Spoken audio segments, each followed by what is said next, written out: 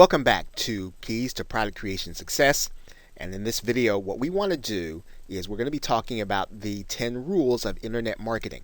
And we call them rules because you want to understand where the context for your product fits. In other words, where does your marketing fit in terms of everything you could be doing to be successful in letting people know what it is that you have and in having them come back to what it is that you have to offer.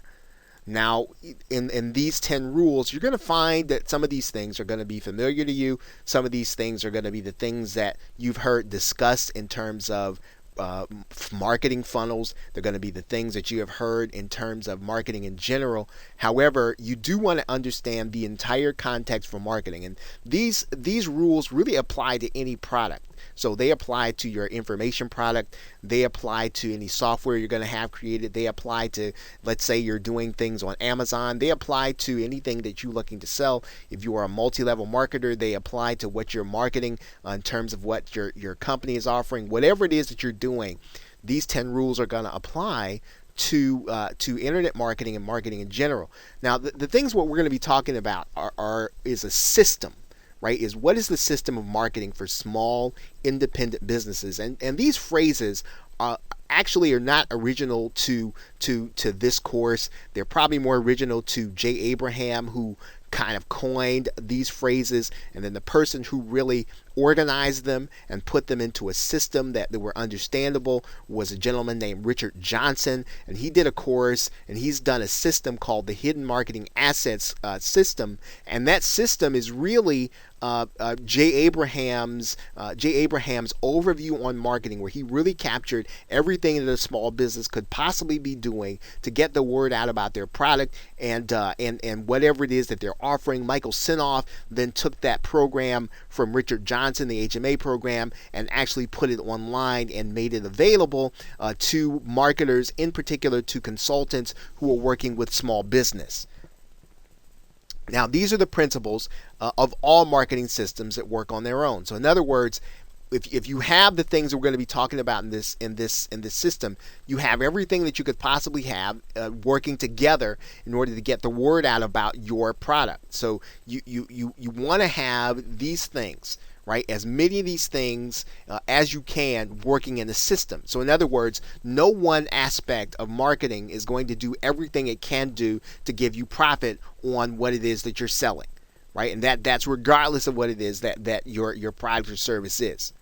Now, the first aspect that we want to talk about, you may have heard before, it's called unique selling proposition. And it basically means, what is it that your product or your service, your brand does that someone cannot get elsewhere? So you should have, for every product, when you bring it to market, it should have something that people cannot get elsewhere. If it's going to sell quickly, right? If you want it to sell effectively, it should be something that someone wants. So your USP doesn't matter if it's something that's unique, but no one wants what is unique, right? So you need to have something that's unique to the marketplace. They can't get it anyplace else. And it should be something that people actually care about, something that people want. That's what unique selling proposition is. The second thing is that you should have in any marketing system that you're putting together, you should have upsells and cross-sells. So in other words, upsells and cross-sells allow your customer to enjoy what it is you're offering faster and better. So in other words, what can you do to get your customer into your product or service faster? What can they do to enjoy it more? Or what else do they need in order to make it actually work extremely well? So if you think about it, if you have, let's say you buy a vacuum cleaner, one of the things that you might want to buy is an attachment, right? That allow you to do certain aspects of the carpet. Maybe you want to get an attachment that will allow you to do your upholstery or your living room furniture. So in other words, what can you sell across and what can you sell up. So what will help them to enjoy it more, and then what else can you sell to them that they might actually be able to do more with your product. So upsells and cross sells. You should always be able to have something that you can offer your customer at the point of sale. And that's what an upsell or cross sell is. So you are actually giving them the opportunity to buy something that will make them feel as if they're getting more value from their original purchase. Okay, the third rule of internet marketing is list building. So in other words, you should be capturing your customers' contact data so that you can contact them again. You've already heard that the money is in the list. You need to be able to have a way of contacting people so that you can offer them more, so that you can offer them, let's say, things that will give them more satisfaction, and ultimately things that are going to make you more money. List building is very important because it allows you to build a relationship with your customers. Marketing alliances. So in other words, what can you do with someone else who has a similar customer base but is not in competition with you? Now in internet marketing, this is one of the phenomenal things about creating digital products is you can have people actually creating with you but in competition with you, but willing to promote your product. Right? So there isn't a lot of competition in internet marketing, even in cases where you have products that are in similar areas. So if you are a PLR creator, right, you can actually promote other PLR creators, because even if someone has 2 or 3 products on, let's say, a LinkedIn subject, they could use all 3 of those products to create something that would be of value to them. Right? So in most cases in internet marketing, there isn't a lot of competition. So having alliances, having JVs to work with you to promote your product to their list is a great way for you to be able to expand your customer base and for you to be able to have more to sell to more people. So alliances, and again, this you can do JVs and affiliate relationships in any business relationship, in any business niche. Right? This is not just the online niche that you can do this in. Paid advertising, right? This is one way to scale your business. And in fact, it's very difficult to scale your business without doing some kind of paid advertising. So once you find out where your best conversions are and you have something that's working, it's time to start taking some of your profit and putting it into paid advertising so that you can actually buy more sales. Are you paying out money in advertising fees? Yes. But if you're clearing your advertising costs and making profit, then you can do this again and again and again. So in other words, you are then only limited to what you can spend. And if you can spend right from your profit, you will then start to scale your business in a way that you could not do if you were just using free traffic and your own efforts. Right? So paid advertising is a way, and it's something that is necessary if you're going to get your business up to the point where it is maximizing its profit. Public relations. So in other words, what can you do so that the press is working for you?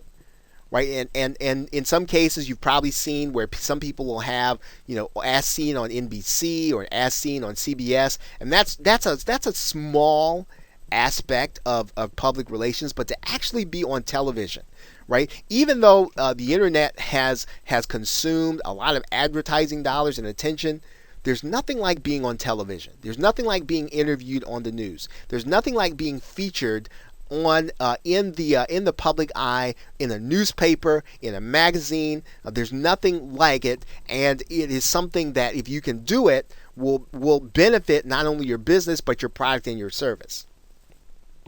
Community marketing and education. So in other words, what you're doing in your local area and what you're doing to educate people.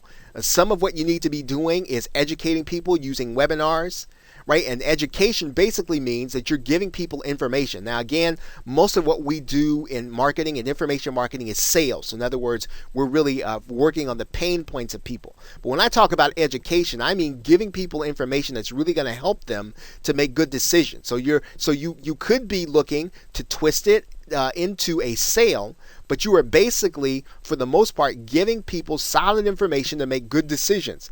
And of course, the end of that decision is going to be your product or service, right? Direct marketing and copywriting. So this is where you're using the elements of direct response in order to get people to respond to you now to what it is you're offering. So the most basic element of selling something, whether it's online, whether it is through direct mail, whether or not it's on television through an infomercial, you want to have elements of direct marketing, direct response, and copywriting. That means you've got a headline. That means you've got the story. You've got scarcity. All those elements of copywriting. You want to make sure that those things are in operation in terms of selling your product or service. Content and publishing. So when you are an author, right? When you can be an author, when you can say that you're a best-selling author, you are considered to be an expert on the subject. This will actually boost what it is that you're trying to sell. You increase the value of what it is that you're trying to sell. When someone else verifies that you are an author and that you have written on something, our culture still values authors, right? So one of the things that you can do in your niche or on the subject or in whatever it is you're selling is you can write a book or have someone write a book, right, from your company. Okay, and then comes all the internet stuff, SEO and social media and all the things that we do to get traffic. So these are all the things that we can be doing to market our product. All the internet stuff, all the things that we do. And as you can see, getting on social media and doing those things, that is a small part of what we can be doing to market our product. And these are all things that can be working together in a system of things that will make your product sell faster and will make your product sell to people that actually want it. Okay, so these are the 10 things that, again, you want to build a system around. We could probably talk about each and every one of these things in an entire course to really break it down. But in this particular case, we want to take these things and use them in a checklist for our product to consider. Are there ways that we can exercise these 10 things in order to maximize the marketing that we're doing on our product or our service? Okay, so with that, thanks, and I will see you in the next video.